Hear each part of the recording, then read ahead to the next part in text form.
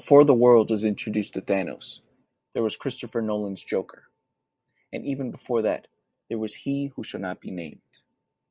But before all of them, there was someone far more powerful and feared. Mewtwo. Mewtwo was first seen in full when Pokemon released its first movie in 1999, titled simply Pokemon, the first movie. For those of you who don't know who Mewtwo is or know that much about him, I'll explain further. Mewtwo is a clone of Mew, an extremely rare Pokemon, if not the rarest, and it is also an ancient Pokemon. It can learn any move and is praised among ancient tribes as a god.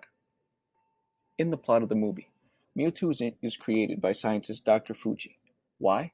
Because Mewtwo is supposed to be the strongest Pokemon ever created or to ever exist, which in this movie, he proves that.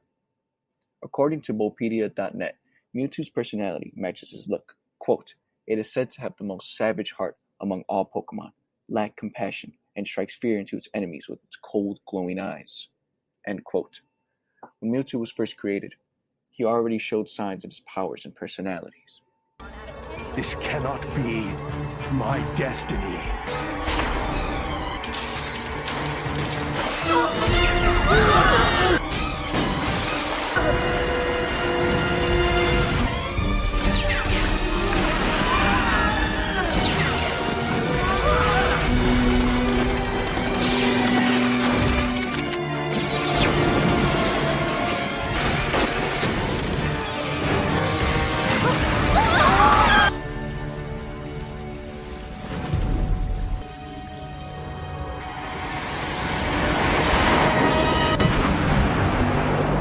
As the movie progresses, Mewtwo's plan is revealed.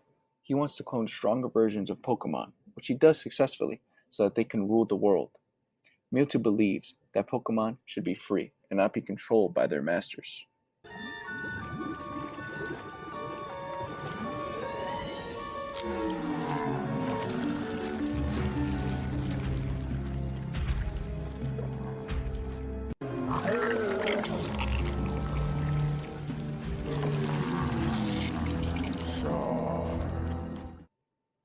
Now, the reason why I say Mewtwo is the greatest villain of all time is because he would have been successful in his plan if not for Mew.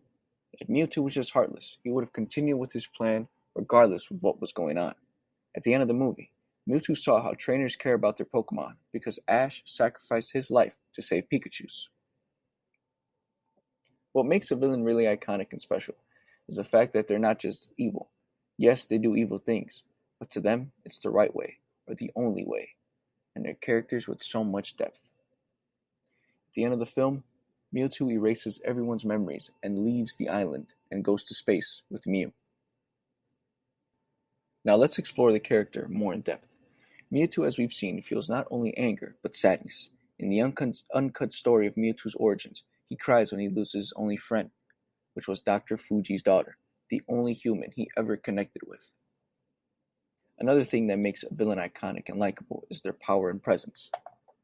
Now, I know not all villains have to have godlike abilities to be iconic, but when they do, it matters. Their presence is also important, and Mewtwo has both. Mewtwo is a psychic-type Pokemon. Like Mew, he can learn any ability. He can also read and control the minds of his enemies.